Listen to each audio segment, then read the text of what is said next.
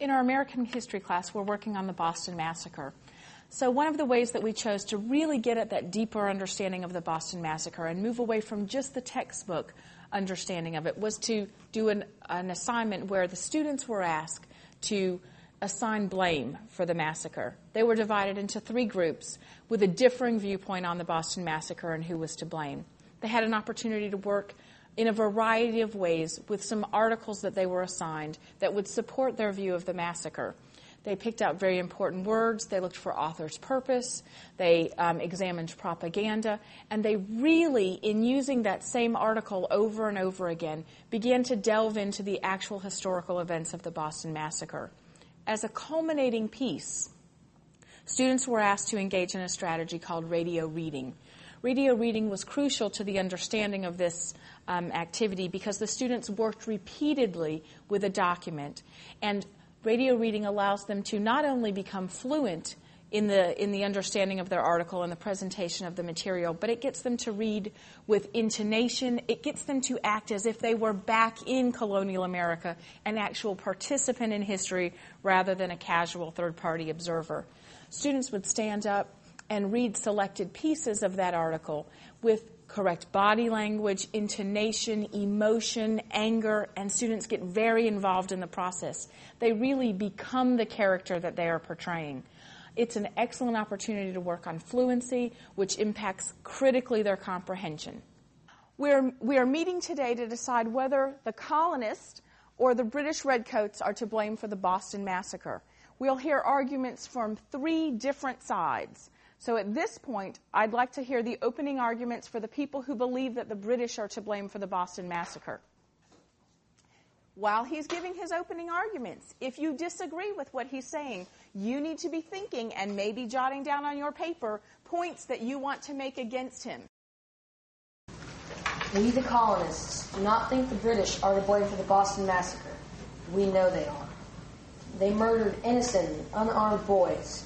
They even shot people just because the people called them names. In less than a minute, 10 or 12 of them came out with drawn cutlasses, clubs, and bayonets and set upon the unarmed boys and young folk, who stood them a little while, but finding the inequality of our equipment, dispersed. Now, at this point, we've heard that the British are to blame. Clearly, the British soldiers started it. They are the cause of the Boston Massacre. They intended to murder. They caused the massacre. Now, this side, you believe that the colonists are to blame, that they instigated the Boston Massacre. I'd like to hear the opening statement on this side. Ashley? The Boston Massacre was a horrible battle between the British soldiers and the colonists. Who are we to blame for the deaths and the crime? The colonists. The colonists are to be blamed for the horrible events because, first, the colonists were coming up the street, causing a great commotion, screaming cruel and horrible threats to our innocent soldiers. In my way there, I saw people in great commotion. I heard them use the most cruel and horrid threats against the troops. In a few minutes after I reached the guard, about 100 people passed it and went towards the custom house where the king's money is lodged. They immediately surrounded the sentry post there, and with clubs and other weapons threatened to execute their vengeance on him. I was soon informed by a townsman their intention was to carry off the soldier from his post and probably murder him, on which I desired him to return for further intelligence. He soon came back and assured me he heard the mob declare they would murder him.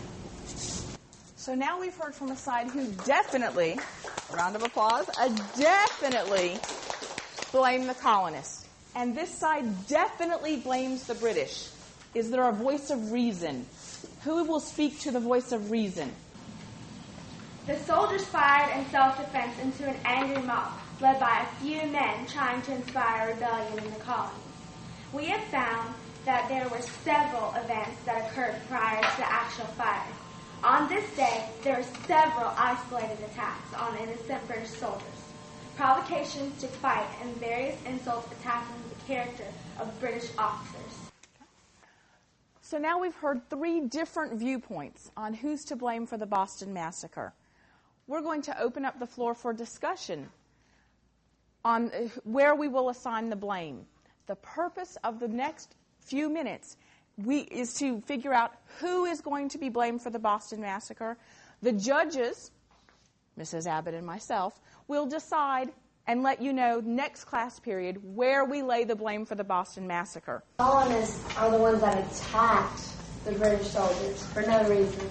Captain Thomas Preston was not intending the death of any person suffered from the truth. Oh, he did not, the leader of the soldiers did not intend for anyone to be murdered. Oh, that makes it better. Captain Preston had no intention. He had no intention. It wasn't part of his plan. Oh, Selena. do it. They surrounded the Central Coast there with clubs and other weapons. Clubs? Clubs? Jacob? Sticks and snow, that's not really guns and clubs. Like the rebels were hitting them with sticks and snowballs, and the redcoats were shooting, stabbing. Killed like a lot of people. No, you just randomly came up to us and started shooting at us. Unarmed young the folk. young boys had clubs. They were threatening. They weren't little boys. They were threatening us. Okay, we've just had some discussion about who's to blame for the Boston Massacre, and we've assigned you the roles. You were assigned a role that made you believe that the British are to blame. You were assigned a role that made you believe the colonists are to blame, and you were assigned a role that made you believe that a select group of rebellious colonists were to blame. Now I want you to step out away from that article, and I want you to answer this next question as if you were 8th grade students at Lake City Middle School. I need you to write, who is to blame? And then I need, in just 2 or 3 sentences, your own personal opinion about who is to blame for the Boston Massacre and why you feel that that's to blame. Please feel free to go back and use quotes from the article if you happen to agree with that article that you were assigned, or you may use your own thoughts. But 2 to 3 sentences, please, explaining who's to blame for the Boston Massacre and why you believe that. The power of repeated reading or radio reading for me is that it really makes the students actively engaged in their learning, and that's the goal of all education. Comprehension only takes place when the student is actively engaged. When they're working over and over again with the same article, they have an opportunity to really look for that propaganda. They have a chance to work on their fluency, on their presentation, and it's a way to get students introduced into the idea of public speaking, which is very important in the American history discipline.